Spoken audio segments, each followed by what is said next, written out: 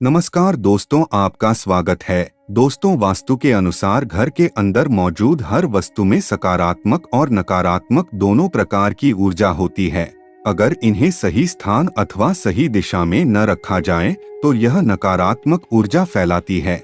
वहीं अगर आप इन्हें सही स्थान और सही दिशा में रखते हैं तो यह सकारात्मक ऊर्जा से घर को भर देती है, जो परिवार के मानसिक स्वास्थ्य के लिए अच्छा होता है।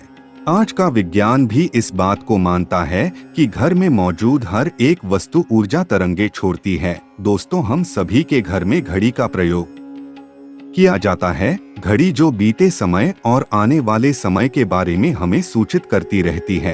अगर हमारे जीवन पर सबसे ज्यादा किसी का प्रभाव पड़ता है तो वो है समय। हर किसी का समय एक जैसा नहीं होता। अच्छे और बुरे समय सभी के जीवन में आते ही रहते हैं।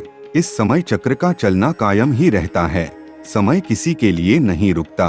किंतु अगर हम आपसे कहें कि आप अपने समय को अच्छा बनाने के लिए कुछ उपाय कर सकते हैं, जी हाँ, आज हम घर में लगी घड़ी जिसको हम रोज निहारते हैं, पर हमने कभी यह नहीं सोचा कि यह घड़ी हमारा समय बदलने में और अच्छा समय लाने में मदद कर सकती है। दोस्तों, हम कई बार जीवन की छोटी छोटी चीजों को नजरअंदाज कर देते हैं, पर वही चीजें हमारे भाग्य पर अच्छा और बुरा प्रभाव डालती है।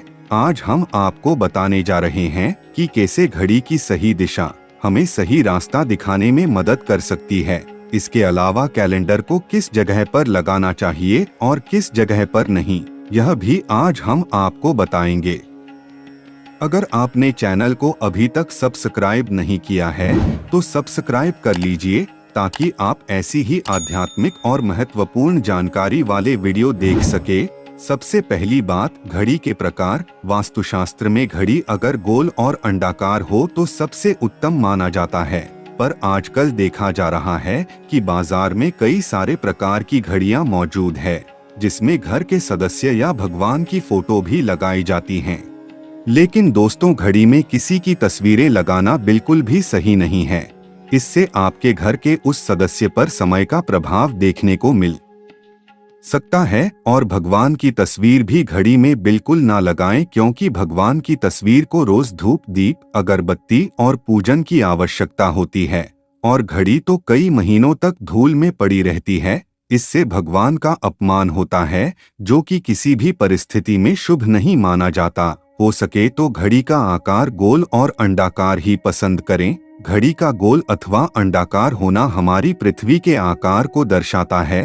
चौकोर घड़ी में नुकीले कोण होते हैं, और वास्तुशास्त्र के अनुसार नुकीली चीजें नकारात्मक ऊर्जा का संचार करती है। दूसरी बात, घड़ी को स्वच्छ और नया रखे। दोस्तों, जैसे हम सभी चाहते हैं कि हमारे जीवन में सब कुछ अच्छा और नया होता रहे, उसके लिए हम खुद को संवारे रखते हैं, नए कपड़े और नए आभूषण पहनते हैं। उसी प्रकार अपने घर की घड़ी को भी स्वच्छ और नया रखना चाहिए। समय समय पर घड़ी पर चढ़ी हुई और जालों को साफ करते रहे।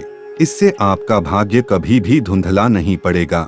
और कई घरों में आदत होती है कि पुरानी घड़ी को बनवाकर चलाते रहते हैं। एक जगह नई घड़ी आई कि पुरानी किसी और जगह लगा देते हैं।